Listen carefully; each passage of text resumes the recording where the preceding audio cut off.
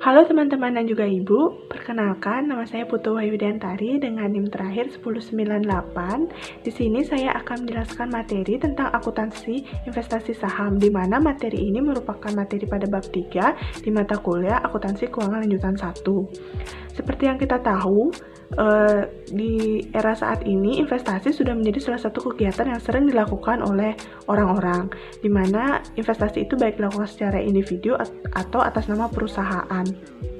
Lalu investasi itu adalah apa sih? Investasi itu merupakan suatu kegiatan di mana kita menanamkan modal baik secara langsung maupun tidak langsung ke suatu perusahaan atau tempat. Nah, di mana investasi ini nanti akan menjadi suatu aktiva yang akan menambah kekayaan perusahaan atau individu. Dalam akuntansi investasi saham, terdapat dua metode pencatatan untuk mengakui kegiatan investasi ini, di mana dua metode itu adalah metode cost dan juga metode equity. Metode cost adalah metode pencatatan investasi yang awal perolehan investasi, investor mencatat investasi sebesar biaya historical cost accounting, di mana dividen maupun distribusi labanya dicatat sebagai penghasilan.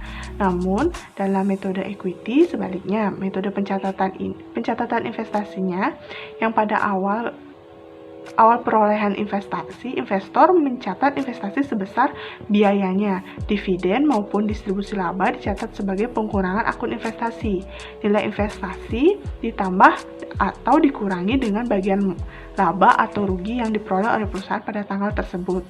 Lalu untuk metode cost ini sendiri digunakan ketika perusahaan hanya memiliki kurang dari 20% saham-saham perusahaan yang dibelinya. Sementara untuk metode equity, perusahaan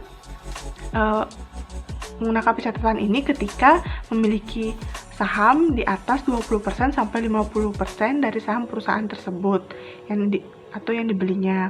Lalu ketika suatu perusahaan hanya memiliki saham di bawah 20% atau kurang dari 20%, dia tidak memiliki pengaruh terhadap pendapat yang dikeluarkannya terhadap berjalannya suatu perusahaan. Namun sebaliknya, ketika memiliki saham di atas 20%, maka pendapat perusahaan itu dapat didengar atau mempengaruhi suatu perusahaan yang dibeli sahamnya. Lalu untuk contoh soalnya, supaya lebih jelas bagaimana pencatatannya, adalah sebagai berikut.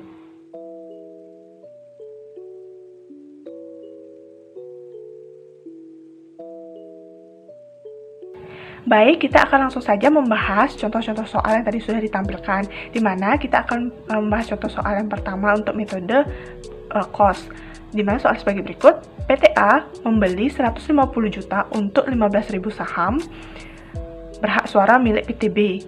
Pada tanggal pelaporan keuangan, yaitu 31 Desember, PTB memperoleh laba 50 juta dan PTB membagikan dividennya sebesar 40 juta. Dengan kepemilikan 15%, maka secara akuntansi PTA wajib menggunakan metode biaya untuk mempertanggungjawabkan investasinya. Maka penjurnalan yang dilakukan oleh PTA adalah sebagai berikut. Ketika melakukan investasi, maka jurnal yang ditulis atau dicatatkan adalah investasi pada PTB di debit dengan nilai 150 juta dan yang kredit adalah kas atau bank senilai 150 juta.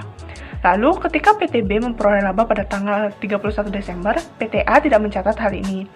Dikarenakan perusahaan induk tidak akan mencatat laba yang diperoleh dari perusahaan anak dan juga laba rugi tersebut diakui pada neraca konsolidasi pembayaran dividen tunai, sehingga PTA tidak akan mencatat perolehan laba yang dimiliki oleh perusahaan PTB. Namun pada saat PTB membagikan dividennya, yakni sebesar 40 juta, maka PTA harus mencatat hal ini, di mana untuk menentukan berapa besar dividen yang diterimanya, maka PTA harus mengalihkan besar dividen yang diterima dengan jumlah saham yang dimiliki, di mana PTA sendiri memiliki jumlah saham 15% dari PTB. Jadi perhitungannya adalah 40 juta dikali 15% yang dimana itu mendapatkan 6 juta. Jadi penjurnalan nanti kas atau bank senilai 6 juta di debit dan juga penghasilan dividen sebesar 6 juta di kredit. PTA harus mengakui penghasilan dividen dari PTB sebesar 6 juta dalam laporan laba ruginya. Untuk investasi dilaporkan dalam neraca dan disajikan sebagai aktiva lancar atau tidak lancar tergantung dari jenis investasi. Juga perlu diungkapkan dalam catatan atas laporan keuangan tentang investasi tersebut. Lalu bagaimana untuk soal yang kedua apabila kita menggunakan metode pencatatan equity? Soalnya sebagai berikut, di mana PTY sebagai investor membeli 400 juta untuk 40.000 saham berhak suara dari PTZ. Pada tanggal pelaporan, PTZ memperoleh laba 50 juta dan PTZ membagikan dividen sebesar 30 juta. Dengan kepemilikan 40%, maka secara akuntansi PTY wajib menggunakan metode ekuitas untuk mempertanggungjawabkan investasinya. Lalu jurnal apa yang dibuat oleh investor atau PTY? Jurnalnya hampir sama dan juga perhitungannya hampir sama dengan metode cost. Namun perbedaannya pada saat PTZ memperoleh laba, PTY harus melakukan pencatatan juga terkait hal ini. Mari kita bahas satu-satu. Yang pertama, saat memperoleh investasi, jurnal yang harus dicatatkan adalah yang pertama investasi di debit sebesar 400 juta, lalu kas atau bank di kredit sebesar 400 juta. Lalu pada saat PTZ memperoleh laba, maka ia harus mencatat sebagai berikut, di mana 40% itu dikalikan dengan laba yang diperoleh oleh PTZ, di mana 40% dikali 50 juta dan mendapat uang sebesar 20 juta. Maka jurnalnya ada sebagai berikut, investasi pada PTZ sebesar 20 juta di debit dan penghasilan investasi dari PTZ di kredit sebesar 20 juta. Nah, pada saat PTZ membagikan dividennya, tentu ini juga harus dicatat, di mana PTY harus mencatat dengan sebagai berikut, 40% dikali 30 juta yang sama dengan mendapatkan 12 juta, di mana nanti jurnalnya kas atau bank di debit sebesar 12 juta dan juga investasi pada PTZ 12 juta di kredit.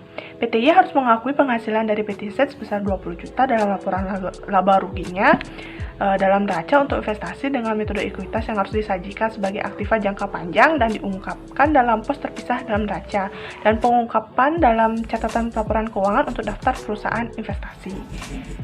Nah, begitulah materi dari akuntansi investasi saham yang dapat saya sampaikan. Semoga teman-teman dapat memahami apa yang saya sampaikan walaupun hanya sedikit. Saya mohon maaf apabila ada salah. Sampai jumpa dan terima kasih.